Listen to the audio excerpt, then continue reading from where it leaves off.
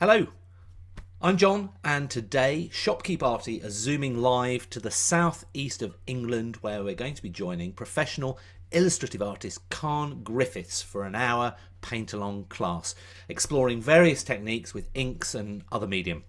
So join me as we go there now.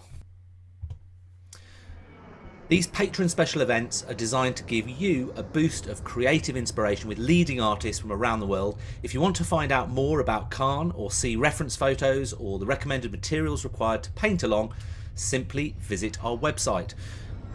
I think I can see Carne down there now. There he is. Hello, Carne. Hi, John. How you How are doing? you doing? I'm good. How's things? Yeah, very well, thank you. It's really good to be back with you again. You've been incredibly busy with a recent commission, I understand, but I think you're almost at the finish line now and can see Uh, the light. Is yeah, that right? haven't seen daylight for 2 months, John. Yeah.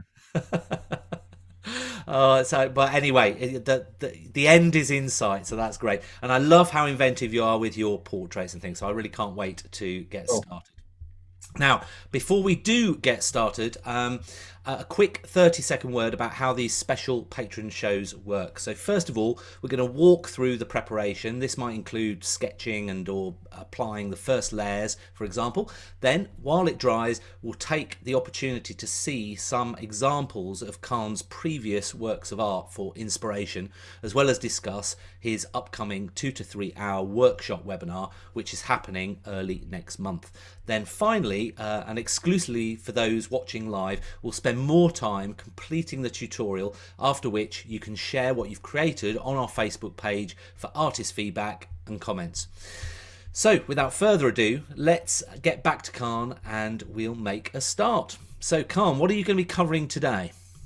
I thought we'd expand on something we kind of touched on in one of the other workshops, which is different techniques using hot water to lift inks, or it's a common watercolor technique.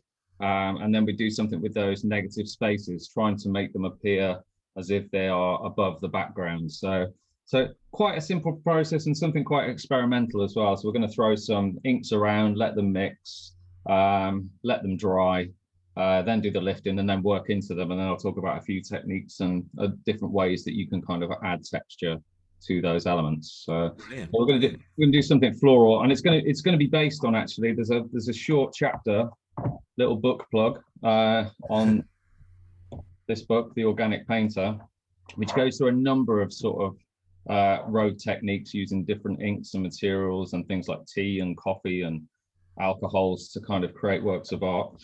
And this little section here, which is this is the original that I painted for this chapter.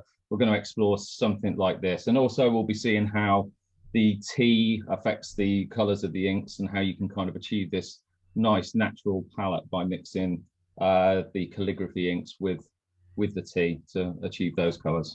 Brilliant, brilliant. Looking forward to it. It should be quite eye-opening for people that have never painted with tea or ink before. So it Yeah, should be great. yeah, and I hope, because it's always quite a tricky one. It's the whole process of lifting is quite dependent on the materials you're using as well. So you need to have non-waterproof inks, and some papers perform better than others. I'm using a Bockingford watercolor paper from St Cuthbert's Mill, which has really good lifting properties. Hopefully, yeah. And the boiling water certainly helps to kind of like loosen that color underneath as well. So Brilliant, brilliant. Okay, so how should people start? I think we're going to start pretty free on this one today. So I'm going to start with some all brushwork today. So no pencil work, no, we don't really need to draw anything out. We're going to go for quite a chaotic background of color. So just going to put some marks down. So first of all, I'm using, this is Waterman ink. It's a water-based ink, and it's a sepia color. And I'm just going to make some marks. So what I'm looking to do, my end goal is to create sort of a floral sprig. And what I'm going to do is I'm going to create a sort of a background layer first. So just making some marks on the paper with the ink, some darker inks in parts, and then some nice sort of brushy marks. And we're just going to lay down a sepia and a blue area. And then we're going to then drop some boiling water over the top of that, just a little bit, just to move those colors around. So it's just some little flicks of ink there, quite random, not too much. We may add some more in a couple of minutes. Are you trying to keep within a certain area as you're doing these brush strokes? Yeah, What are you visualizing something? Yeah, I'm creating like a sort of almost sort of circular composition. But when we add the next sort of splashes and drips onto there, we're going to be playing around with whatever these sort of accidents give us. So I'm going to use a little bit of light turquoise ink on there as well. And this is just a little bit of watered down Pelican turquoise. And then I'm going to use some royal blue as well. I'm going to use a Waterman calligraphy ink as well.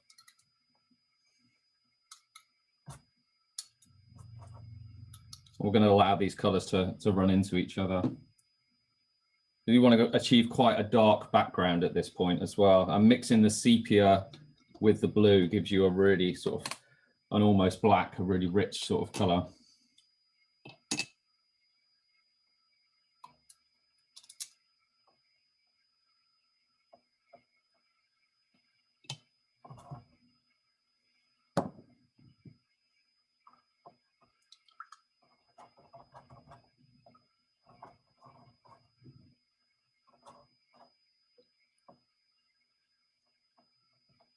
And around the outside, just try and break things up, because we're going to try and use some of these as sort of background sort of sprigs and shapes that we do things with later. And it might be nice to add a little bit of tea around the outside of that. So I'm just going to get a nice area with some nice little negative sort of shapes in there and nice little sort of patterns within the brush strokes, and then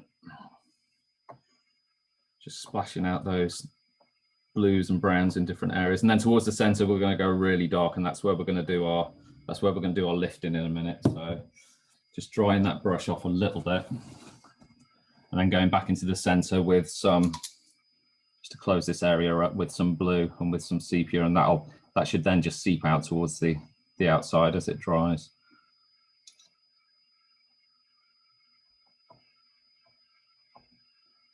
Right, just clean that brush in between colors. So you can see that's getting really, really dark in the center now, and that's going to be great for when we do the lifting later on. And I think we'll keep this bit quite quick, John, because then we're going to, you know, sort of allow doing the drying, and it'll allow us more time to do the lifting and the interesting bit later on. Okay, okay.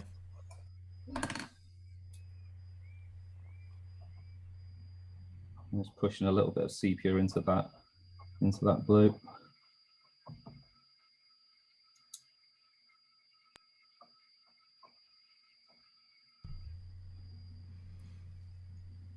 And what percentage of your work would you say is this loose painting compared to when you're getting an ink pen and doing the finer details? I mean, what? In time-wise, very slight, because this is the bit that's sort of like you try and impart some kind of energy to the work, and you try and make things happen quickly. I tend to find this part of the process, if you tinker too much and you try and get things to go where you want them, it's like, especially if you're working on a portrait or something figurative, if you're trying to steer around too much, then you lose that kind of spontaneity. And it's best, even if it doesn't land where you want it, then it makes your sort of finished painting more interesting. Then you've really got to think about pushing paint around and creating these lifted areas to kind of work with afterwards. I'm just going to close up those couple of marks there. Bring a little bit more blue into that sepia area.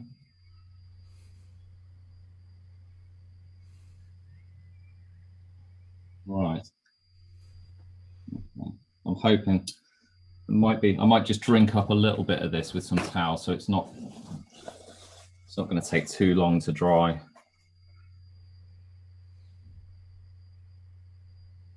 don't want to take too much of the excess off, but just so that you can see a little bit of the color coming through.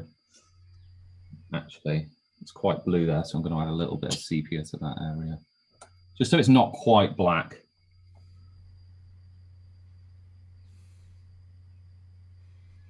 with the fountain pen, we're going to be using these same colors later as well. Right, I'm going to resist using tea at this point because it's quite interesting to add the tea later on to kind of build up those colors. Okay. So we'll just kind of leave this at this point to. Yeah, this is really nice as well. We've got some nice kind of. Yeah, I love some of the interesting. And these and the thing is now, if you can leave this without hair, like you hair dry at this stage, and you lose all these really interesting little, little bits, and it's quite nice just to put a few splashes of lighter color that will just pull the darker colors out a little bit. So a few more sort of splatters around the outside, either with clean water or just with a little bit of ink still on your brush. It doesn't really matter. I might just use some of that turquoise blue that I've mixed with a little bit of water as well, because it's got a nice.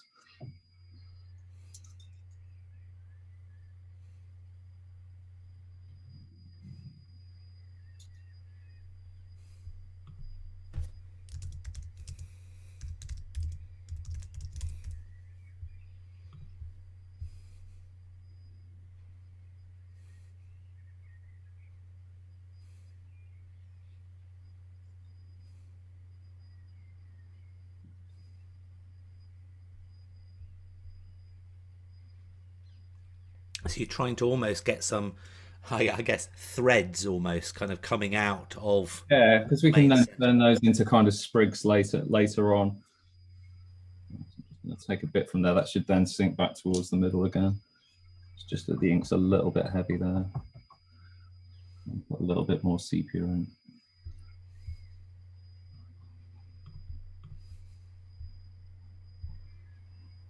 There we go, that's it. Not too dark there then. Brilliant. Yeah. So ready to let that. Yeah, and then it's the waiting game on those. Waiting game, no problem. Right, so while we do wait for that to dry, let's now take a look at some of Khan's previous works for inspiration. I really find this fascinating because he could dive into some of the other pieces of work they've done in the past. So what examples have you decided to show us? Right. So this is a piece called Bohinya. That was created for an exhibition in Hong Kong, and the portrait's quite similar to a lot of the other work, but I thought I'd just bring this because this is quite nice. So this whole area here is created with that sepia ink again, and it's just like a little abstracted flower. But what I thought was nice to show are these kind of these drips that come up from the bottom through the flower and kind of appear to erase into the flower. So the way these were created was using boiling water and starting with by placing a drip off the area you can see here, so sort of like it was down from here on the paper before it was torn down, and then when I had these little pools of water, individual pools of water, then I tilted the whole piece upside down and allowed them to run up sort of through the work. Right. And then they ran through the flower, and you can see as they kind of meet these points here, they started stripping the color out of the underlaying flower. And then for some of the lines, I just dropped with a fine brush into those streaks of water, a contrasting color. And then I kind of rock backwards and forwards, so it allows the water to kind of flow through. And that helps it to kind of erase, if you like, what's underneath. Now, by this point, obviously, the temperature of the water has sort of become normal. But I always try it with boiling water because I think it just achieves a little bit more of a lift. And you can even see where there's tiny droplets were added. It's very delicate, but you might be able to see in this kind of area here. Oh yes. Tiny droplets are kind of added of water and allow them to stand and then lift those as well. It's like that kind of like almost raindrop effect. So then that's lifted and then kind of painted back into as well. But it's just a good way of kind of like breaking that up, and it's a nice kind of lifting technique. And then you can see lines over the top where I've done a similar thing with tea, and then you get this sort of layering of the colors as well. Yeah, that's great. So this one was a massive kind of lifting process because the whole of the background is a piece called The Crown that was in exhibition recently. And this was almost jet black at the top. So then all these parts were achieved by all these sort of floral lines and everything that you see sort of lighter against the background, they were all achieved by sort of lifting and using, sort of little, you can see where the droplets and the splashes are. And then when that's dried, they're worked back over the top again so that they seem to be forward rather than sort of back into the piece. And then a similar technique on the blue area of this as well, on this area. So we've got some areas where it's kind of where we just layer in the blues in a sort of positive way. And then these areas where this was painted really dark blue and then used boiling water, but quite a lot of it, and lifted that to reveal the sort of the lighter blue underneath. Is that gold leaf or is it thread? Yeah, so then over the top of that, I painted gold leaf, but then I used the back of a fountain pen nib to kind of etch back into the gold leaf. So it looked like an embroidered line. So I've seen another couple of artists doing this, and there's some amazing effects you can achieve by layering up gold leaf and then adding texture to it. And you can either use, you can almost use like a dip pen or something that doesn't draw a line, just to scratch into the surface, because that size that you use to apply the gold leaf has a slight raise into it, and it indents quite nicely. So you can add quite a lot of detail to sections, using that technique. And I noticed on her, yeah. Sorry, I noticed on her forehead there was a sort of a motif or something. Yeah, so then I used hand-applied crystals, some Swarovski crystals. Oh, right. To the piece in little clusters. So this whole series was about it was called Nature's Riches. So it was a kind of a play on the idea of I used a lot of images from advertising campaigns, from things like perfume campaigns and aftershaves and that kind of thing, and then replaced product with nature. So then the idea was that that we already have the riches, we already have nature around us, and what would it be like if we kind of promoted nature in the same way that we sell, those type of products. So then I use the crystals and things, to make it sort of, and the gold leaf as well, to make it more opulent. Lovely. Oh, that's really nice. Let's see what else we got here. So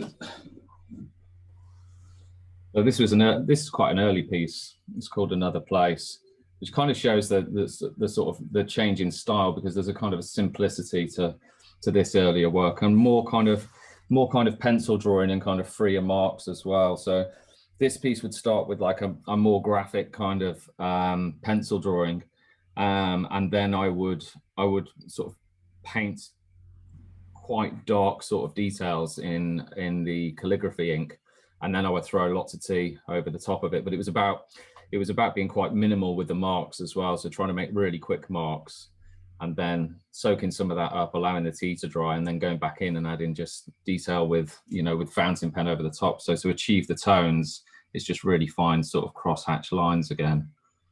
Yeah, lovely. You can kind of see. Kathy says, such beautiful and interesting portraits. I agree, Kathy. They're really lovely. I could spend all day looking at all these paintings because I find them absolutely fascinating. Unfortunately, we do have to move on. Yeah. In the chat, let me know which painting you like best and why, because it's fascinating. We're really interested to see which ones you really like the best. Also, if you're watching on YouTube and love the art you've seen on display, we'd love and appreciate you hitting the thumbs up. YouTube then recommends this show to more people, helping us with our mission to inspire more people to give art a try, young and old alike. So thank you in advance. Now let's go back to Carne to discuss what we're actually going to be covering early next month. It's a more in-depth live session entitled We Are Made of Glass, where Carne's actually going to walk us through completing a stunning portrait step by step over 2 to 3 hours. So let's have a look at what he's going to be walking through with the attendees of that workshop now. So here is the piece. So this is a print of the original piece that was created. It was created about 5 years ago, and I kind of chose this piece as it has lots of interesting techniques, but it's well achievable within the sort of the time we've got as well, to get something like this down. And it has a really interesting kind of start technique in whereby we create a portrait, paint the elements in quite dark, and then take a kettle and pour water from a height onto the first stage of the drawing, which then gives us all of this kind of background to start and play with. So similar to what we've started with today, this area here at the bottom with all the sort of dark marks created with the same sepias and blues. And then you can see this, you can see where the waters run off and sort of strip the color away there. And then again, it's the whole piece is then based on playing with the elements that we're left with. So there are elements of gold leaf in here, scratched out. There's lots of free drawing, some abstract parts as well. And then there's tiny little bits of embroidery in there as well. We've got these sections here, like these little red dots that are created by just pricking through the paper and then taking a needle and thread and stitching tiny little bits and motifs. And then there's some small areas that are painted with like opaque acrylics, just little sections like this here that are just to overlay on the top, but to key in with the rest of the piece. But it should be a really fun, free flowing. I'm not sure how close we'll get to this piece. I tend not to try and reproduce anything exactly, but we'll have something that's really fun to create, and hopefully, you know, we'll see people approaching it in lots of different ways as well, which will make it really interesting. Yeah, and just an amazing array of different techniques in there, including a little bit of embroidery if we have time to get into that, which will be amazing, just an addition, and really introduce you to combining your art with that embroidery elements as well. So if you do want to join Carne and I for this event, it's taking place next month on Thursday the 1st of July. Booking a place or ordering the video couldn't be simpler. What I'll do is I'll just share my screen now and I'll show you how to do it. You head over to shopkeeparty.com and you click on the live events button, or it's got it in the top menu. And then when you're on this page, you can scroll down through all the upcoming live events, and you'll see we're actually unlocking the whole of next month on our Q&A next week. But because we're doing this today, I've unlocked this event as it's on the 1st of July. You then scroll down, you can see all the details, you can see the reference photo, or the photo reference of the painting, the materials that Carne recommends. If you want to top up on any inks or anything, we've got a 10% off Jackson's Art, who have a few of the inks, but you can get them from all other good retailers. And then if you're interested in booking a ticket and joining us live, or alternatively pre-ordering the video, you can then do that here on Carne's shop, and literally click on the live webinar. You've got the live webinar ticket, or the ticket plus the video unlock as well. Then just add that to checkout and check out. We do it in pounds, but your local bank will convert it to your local currency, depending on where you are. Once you've, if you have ordered the video, you can then visit our purchase video library, and you can literally then scroll down, find Carne's video, and if you've purchased it, it'll be unlocked for you, or you can purchase it after the event, and then you just click the watch button and you can watch it on any device, be it a smart TV, tablet, mobile, whatever, for as many times as you want. So I hope that's been useful. Also, if you are watching on YouTube, you'll find all the various useful links that I've just talked about in the description below. And remember, as one of the many perks of being a patron of Shopkeep Arty, if you're a level 2 or above, you get the workshop video unlocked for free with every entry ticket you purchase. In fact, while we're on the subject of our patrons, and as this is a patron show as well, I wanted to welcome our newest members to our supportive Arty community. So I'll just click this button of thanks behind me, and we will say thank you so much for your support, and to Marcy Goodwin, Christy Yates, Greg Gibson, Anne Christopher, Lucy Tyson, Sharon Whitworth, and Anne-Sophie Jansen. So thank you very much, and I know you'll enjoy all the special events coming up. We've also got some exclusive treats in July which you will not want to miss. In fact, join me next Wednesday when we're going to be launching all of our July events on that Q&A webinar that you saw a bit earlier. So now it's time to get back to Carne. As this part of the show is just for our patrons and paying guests, if you're watching on YouTube, the rest of this tutorial will now speed up so that you can still experience what we did. You just won't be able to hear what was discussed. I hope you've nonetheless been inspired by what you've seen, and if you want more, you can check out our video library on our website, or by all means check out our upcoming live events, including some that are totally free to join, and maybe we'll see you in real time next time. So thanks for watching.